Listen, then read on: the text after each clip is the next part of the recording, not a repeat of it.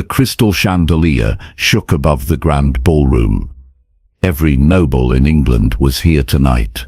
The King's birthday ball was the biggest event of the year, but General Marcus Blackwood did not want to be here. He stood near the wall. His left hand gripped his walking stick. His right hand hung at his side. It did not work anymore. The battle scars on his face made ladies look away. 3 years ago, he was the hero of Waterloo. Every woman wanted to dance with him. Every man wanted to be his friend. Now they whispered behind his back. "Look at the broken general," Lady Pemberton said to her friend. "So sad what happened to him. His face is quite frightening now," the other lady replied. "And his arm, completely useless." Marcus heard every word. He was used to it now. The stares, the whispers, the pity. He should not have come tonight, but the king commanded it. So here he was. The music played. Couples danced. Marcus watched from the shadows. Then he saw her. She was not dressed like the other ladies. Her dress was plain grey. Her hair was pulled back simply. She carried a tray of glasses. A servant, but there was something about her face. Her eyes were kind. When she looked at the nobles, she did not judge them. When she looked at him, she did not turn away. Their eyes met across the room. Marcus felt his heart skip a beat. Isabella Rose had worked in the palace for 2 years. She served at every grand event. She knew how to be invisible. Tonight was different. The moment she saw General Blackwood, her breath caught. Not because of his scars, not because of his damaged arm, because she recognized the pain in his eyes. She knew that look. She had seen it in the mirror every day for 5 years. Isabella had her own secrets, her own scars. They were just hidden better than his. "Isabella," Mrs. Crawford, the head servant, snapped at her. "Stop staring and serve the wine." "Yes, ma'am," Isabella said quickly. She moved through the crowd. She offered wine to the lords and ladies. They did not look at her. To them, she was invisible. But the general's eyes followed her. She could feel him watching. It made her nervous and excited at the same time. "More wine here, girl," Lord Ashford demanded. Isabella hurried over. As she poured, Lord Ashford grabbed her wrist. "Pretty little thing," he said with a nasty smile. "Perhaps you'd like to earn some extra coin tonight." Isabella tried to pull away. His grip was too strong. "Please, my lord," she whispered, "let me go." "I don't think so," he laughed. Suddenly, a walking stick slammed down on the table. "Release her." Lord Ashford looked up. General Blackwood stood there. His scarred face was dark with anger. "This is none of your business, Blackwood," Ashford snarled. "Release her now," Marcus repeated. His voice was deadly quiet. Even with one good arm, the general was still dangerous. Ashford knew it. Everyone knew it. Ashford let go of Isabella's wrist. "Thank you, my lord," Isabella whispered to Marcus. He nodded. "Are you hurt?" "No, sir. I'm fine." Their eyes met again. This time, Marcus saw something that shocked him. No pity, no disgust, just genuine gratitude. When was the last time someone looked at him like that? The ball continued. Isabella went back to her duties, but she kept thinking about the general. He had protected her. No one ever protected her before. She watched him from across the room. He stood alone. The other nobles avoided him. It made her heart ache. Around midnight, something terrible happened. General Blackwood was walking toward the refreshment table. His face was pale, sweat beaded on his forehead. Isabella saw it first. He was in pain, real pain. The general took another step, then another. Then his legs gave out. He collapsed on the marble floor. The entire ballroom gasped. Ladies screamed. gentleman shouted. But no one moved to help him. They all just stared. Isabella dropped her tray. Glasses shattered on the floor. She ran toward the fallen general. "Don't touch him," someone yelled. "He might be contagious. Call a doctor." Another voice shouted. "Give him space." A third person demanded. But Isabella ignored them all. She knelt beside Marcus on the cold marble floor. His eyes were closed. His breathing was shallow. "Sir," she said softly. "Can you hear me?" His eyes opened. They were filled with pain and shame. "Don't look at me," he whispered. "I'm going to help you," Isabella said firmly. "No. Leave me. I'm broken." Isabella's heart broke at his words. "You're not broken," she said. "You're hurt. There's a difference." She looked at his face. The scars were deep. But she was not afraid. "Let me help you," she whispered. Isabella reached out. Her fingers touched the general's scarred cheek. The entire ballroom went silent. No one had touched Marcus Blackwood's scars since the army doctors, not even his own family. But this servant girl did not hesitate. Her touch was gentle, caring, not disgusted at all. "You're burning with fever," she said quietly. Marcus stared at her in shock. She was not afraid of him. She was not repulsed. "I can help you," Isabella said, "but we need to get you somewhere private." "The servants' quarters," Marcus whispered. "No one will look there." Isabella nodded. She helped him sit up. "I can walk," he said. "Lean on me," she replied. Together they stood. The general was much taller than Isabella, much heavier, but she was stronger than she looked. They walked slowly through the crowd. The nobles stepped back. They whispered and stared. "Scandalous," Lady Pemberton hissed. "A servant touching a general," Lord Winchester said with disgust. "She's probably after his money," another lady added. Isabella heard every cruel word, but she did not care. The general needed help. That was all that mattered. They made it to the servants' stairs. It was quiet here, dark. "Why are you helping me?" Marcus asked as they climbed. Isabella looked at him. In the dim light, his scars seemed softer. "Because everyone deserves kindness," she said simply. Marcus felt tears in his eyes. When was the last time someone showed him kindness? Isabella's room was small and simple. Just a bed, a chair, and a wash basin. She helped Marcus sit on the chair. Then she lit a candle. "Your wounds," she said, looking at his face. "They're infected." Marcus touched his scars. "The doctors said they healed wrong. They need proper care," Isabella said. "May I?" Marcus nodded. Isabella went to her small trunk. She pulled out cloths and herbs. "I know something about healing," she explained. "My mother was a healer before she died." She poured water into the basin, added herbs. The smell was clean and fresh. "This might hurt," she warned. "I'm used to pain," Marcus replied. Isabella dipped a cloth in the herbal water. Gently, she began cleaning his scars. Marcus closed his eyes. Her touch was so gentle, so caring. No one had touched him like this in years. "Better?" she asked softly. Marcus opened his eyes. Isabella was very close. Her face was kind, beautiful in a simple way. "Much better," he whispered. She smiled. It was the first real smile he had seen in months. "You have a beautiful smile," Marcus said without thinking. Isabella blushed. "Thank you, sir." "Call me Marcus," he said. "Please." "I shouldn't. It's not proper." "Nothing about tonight is proper," Marcus replied. "But I don't care." Isabella looked into his eyes.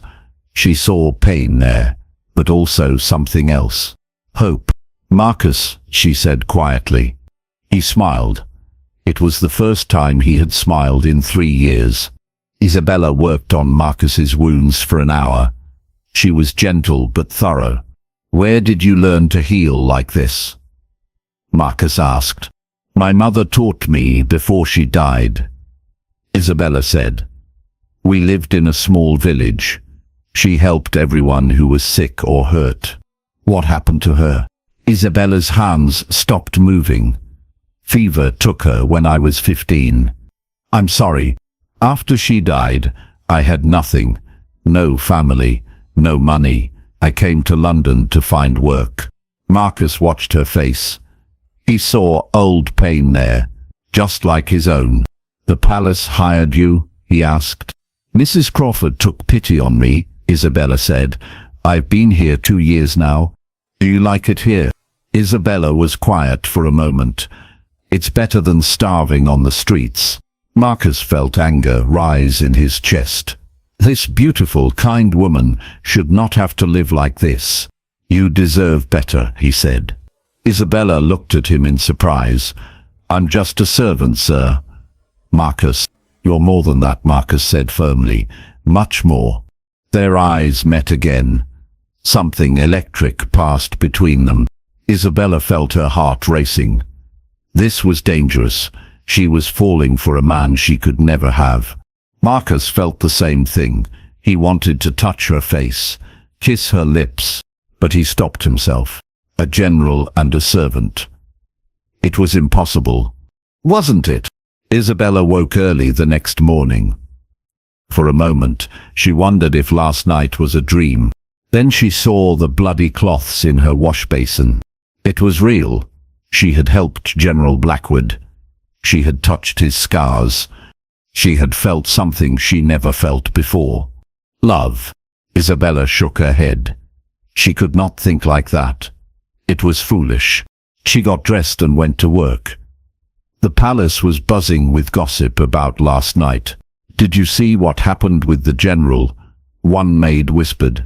"That servant girl touching him like that," another replied. "Shameful." "I heard they disappeared together," the first maid added. Isabella kept her head down. She did not want to hear more, but the gossip followed her everywhere. Isabella Rose. Mrs. Crawford called her into the office. Isabella's stomach dropped. She was in trouble. "Sit down," Mrs. Crawford said sternly. Isabella sat. Her hands shook in her lap. "Last night was quite a spectacle," Mrs. Crawford began. "You left your post. You dropped a tray of glasses. You made a scene in front of the entire court." "I was helping someone who needed help," Isabella said quietly. "You overstepped your place," Mrs. Crawford snapped. "Servants do not touch their betters, especially not in public." Isabella looked down. "I'm sorry, ma'am."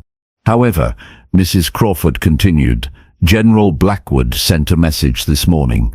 Isabella's head snapped up. "He did?" Mrs. Crawford held up a letter.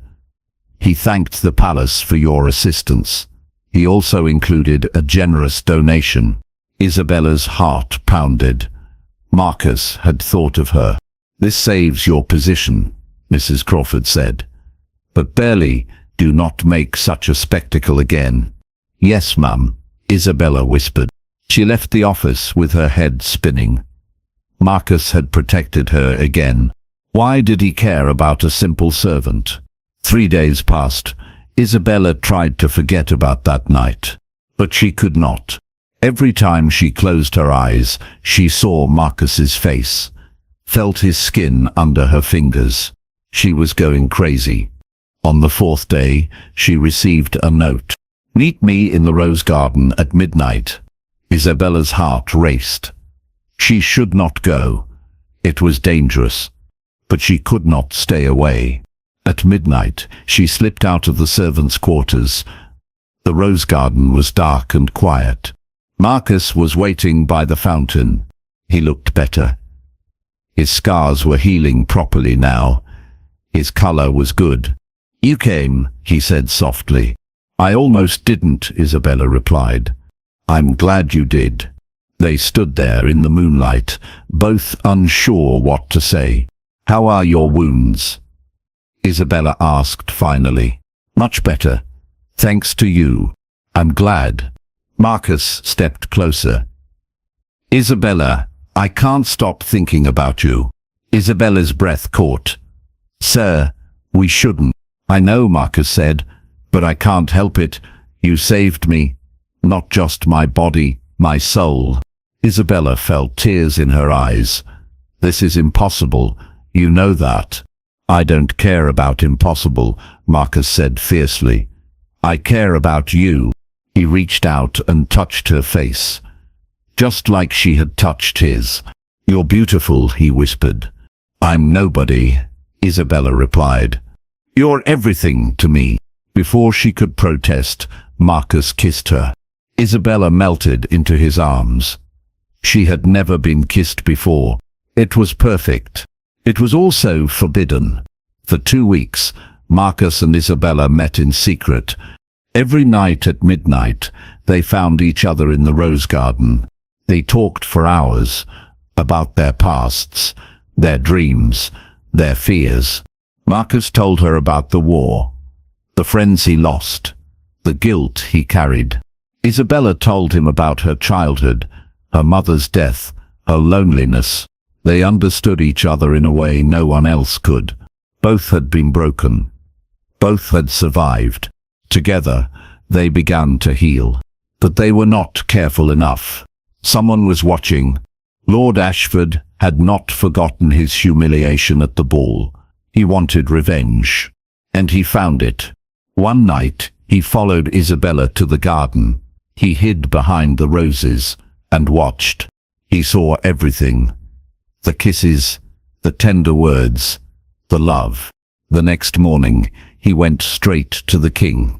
Your Majesty, Lord Ashford said with false concern, I have disturbing news about General Blackwood. What news? The king asked. He is having an affair with a servant girl. I saw them myself, meeting in secret. The king's face darkened. Are you certain? Absolutely, Your Majesty. It's quite scandalous. The king was furious. Marcus Blackwood was one of his top generals. This kind of scandal could ruin the army's reputation. Bring me the general, the king commanded. Immediately, Marcus was summoned to the throne room. He had no idea what was coming. The king sat on his golden throne. His face was cold with anger. General Blackwood, the king said formally. Your Majesty, Marcus bowed. I have received disturbing reports about your conduct.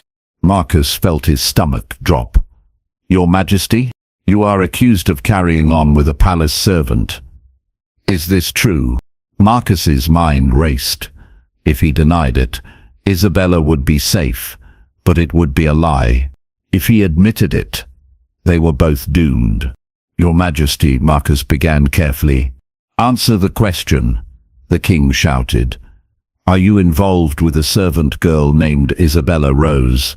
Marcus looked at the king, at the court nobles watching, at Lord Ashford, smirking in the corner. He made his choice. Yes, Marcus said clearly. I am. Gasps echoed through the throne room. She is the finest woman I have ever known, Marcus continued, and I love her. More gasps. Lord Ashford's smirk grew wider. The king's face turned red with rage.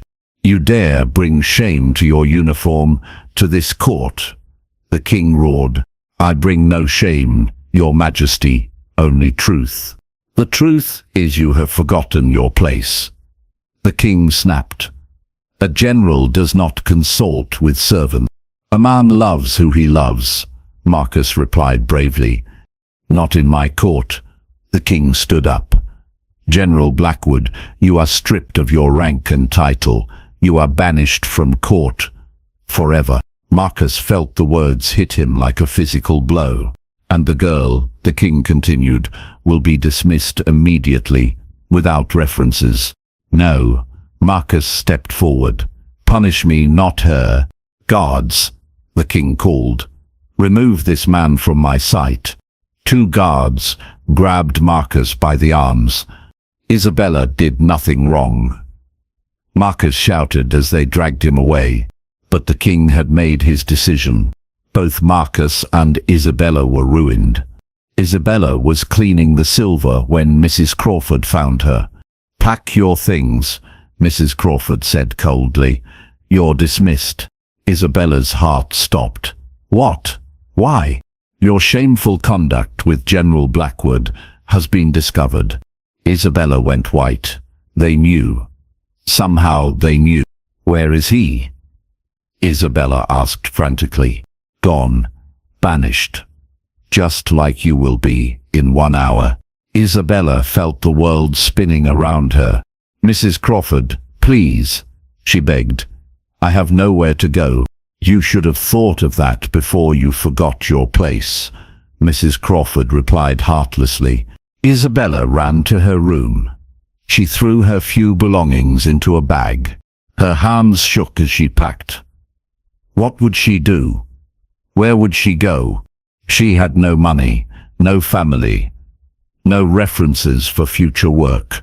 She was ruined, just like Marcus said he was. But at least they had each other, didn't they? Isabella rushed to the throne room. It was empty. She found a guard. "Where is General Blackwood?" she asked desperately. "Gone," the guard replied. "Banished an hour ago." "Where did he go?" The guard shrugged. "Who knows, and who cares?" Isabella felt tears streaming down her face. Marcus was gone. She was alone. Their love had destroyed everything. Isabella left the palace with nothing but the clothes on her back. London was cold and cruel to a woman alone. She had no money for lodging, no food, but she did not give up. She searched everywhere for Marcus.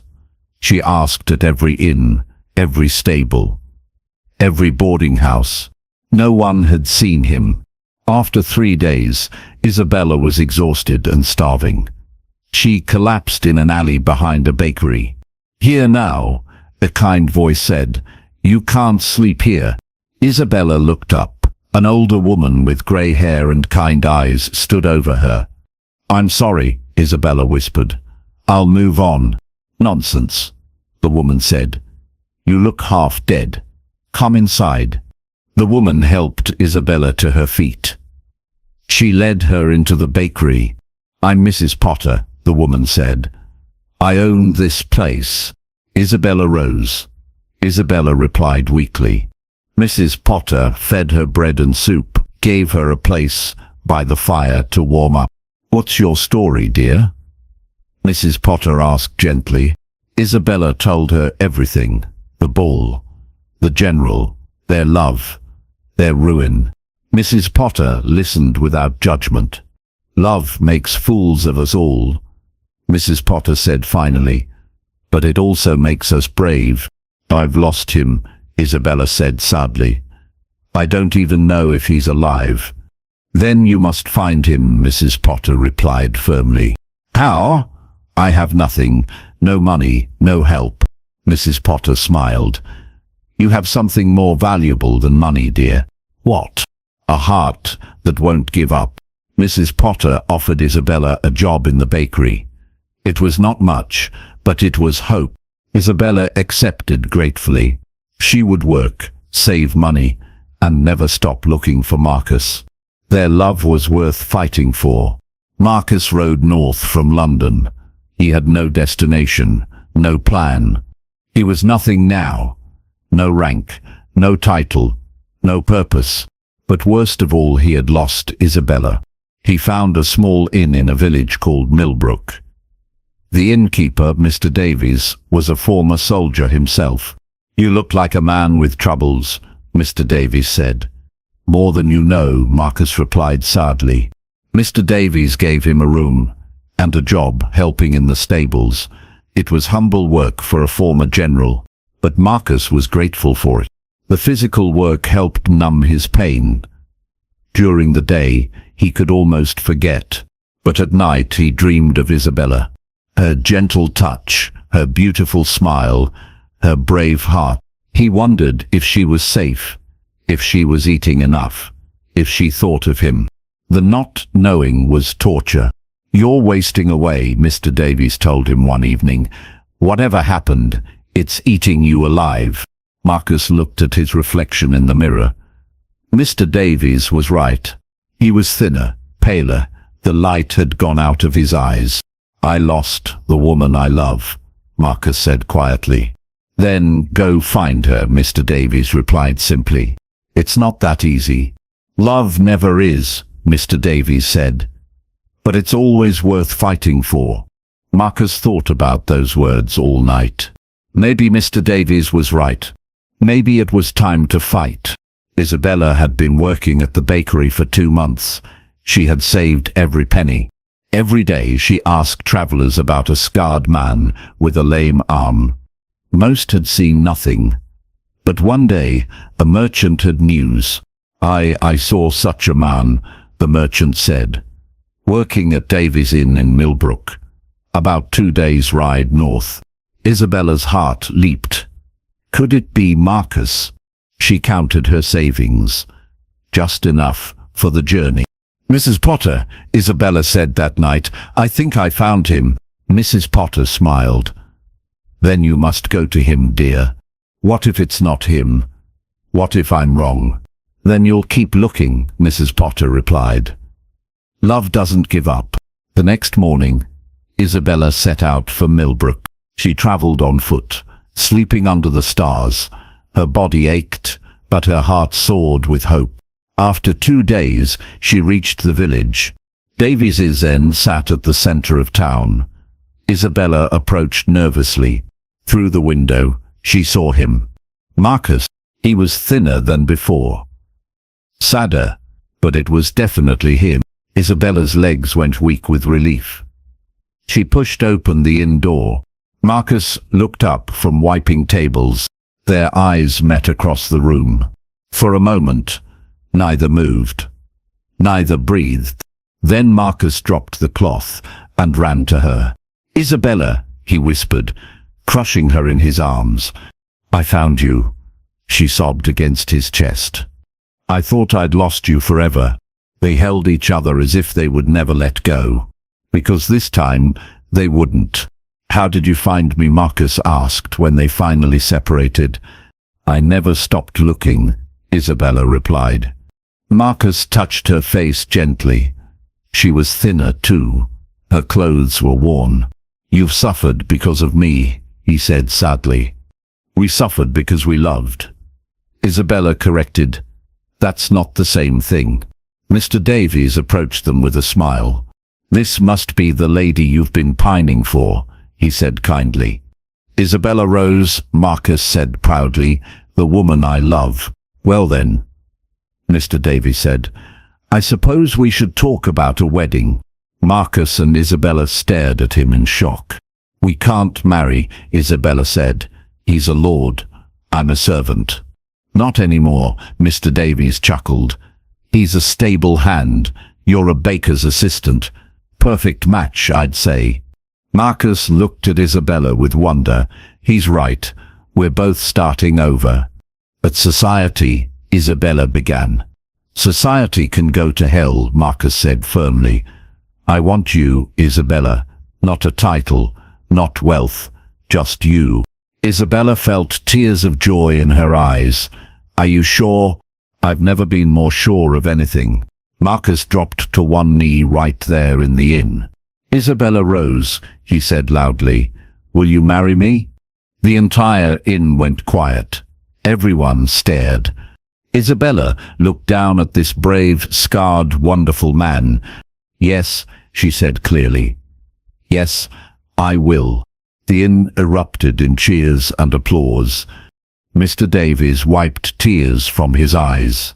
"Well then," he said, "looks like we're having a wedding." Marcus and Isabella were married 1 week later in the village church. Mrs. Potter came from London for the ceremony. Mr. Davies walked Isabella down the aisle. It was a simple wedding. No nobles, no fancy dresses, no crystal chandeliers. But it was perfect. Isabella wore a dress Mrs. Potter made for her, white with blue ribbons. Marcus wore his best shirt and jacket. His scars caught the sunlight streaming through the church windows. He had never looked more handsome to Isabella. When the priest asked for their vows, Marcus spoke from his heart. "Isabella, you saved my life that night at the ball. But more than that, you saved my soul. You saw past my scars to the man I could still be. I promise to love you, protect you, and cherish you for all my days." Isabella's voice shook with emotion as she replied, "Marcus, you showed me that love is worth any risk, that kindness matters more than status, that two broken people can heal each other. I promise to stand by your side through whatever comes, forever." They exchanged simple gold bands. When the priest pronounced them husband and wife, Marcus kissed Isabella with all the passion he had been holding back. The small congregation cheered. After the ceremony, the entire village celebrated with dancing and feasting. Marcus and Isabella danced together as the sun set. "Any regrets?" Marcus asked softly. Isabella looked around at their new friends, their simple but honest life ahead. "None," she said firmly. "This is better than any palace. Even without servants and titles." Isabella smiled. "Especially without servants and titles." They danced until the stars came out. Later, in their small room above the inn, Isabella traced Marcus's scars with her fingers. "I love these," she whispered. "Why?" Marcus asked, puzzled. "Because they're part of your story, and your story led you to me." Marcus held her close. They had lost everything society valued: rank, wealth, status. But they had gained something infinitely more precious: true love. A year later, Isabella gave birth to their first child, a daughter with her mother's dark eyes and her father's strong jaw. They named her Hope. Marcus worked hard at the inn. Isabella helped Mrs. Davies with cooking. They were not rich, but they were happy. Sometimes travelers brought news from London. The king had died. New nobles rose and fell. Marcus and Isabella listened politely, but that world seemed like a dream now. This was their reality, their family, their love. On quiet evenings, they would sit by their fire. Isabella would sew while Marcus whittled toys for Hope. "Do you ever wonder what would have happened?" Isabella asked one night. "If we had been from the same class." Marcus considered this. "We probably never would have met." "True. And if we had, it would have been boring," Marcus added with a grin. Isabella laughed. "Boring? No drama, no risk, no grand gesture of love." "You think risk makes love stronger?" "I know it does," Marcus said seriously. "Easy love is forgotten. Hard-won love lasts forever." Isabella set down her sewing and moved to sit on his lap. "Then ours will last forever," she said softly. "Forever and a day," Marcus agreed. He kissed her forehead, her cheeks, her lips. Outside, snow began to fall.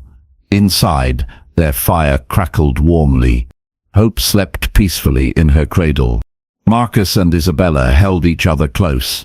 They had found their happily ever after. Not in a palace or a castle, but in each other's arms, where it had always been waiting. The end.